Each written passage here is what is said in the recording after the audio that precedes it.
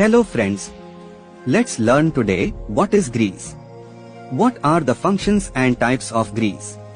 See, grease is a semi-solid substance which consists of base oil, thickeners and additives in it. Grease is lubricant basically used in a machine or machine components for lubrication purposes. Generally, it is used where oil lubrication is not possible. Base oil can be mineral oil, synthetic oil and vegetable oil. Thickeners are soap of calcium, lithium, molybdenum, etc. Thickener is very important part of grease.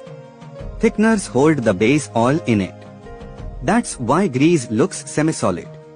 Now, additives are same as additives used in lubricating oil. It performs various functions like anti-wear, antioxidant, extreme pressure property, etc.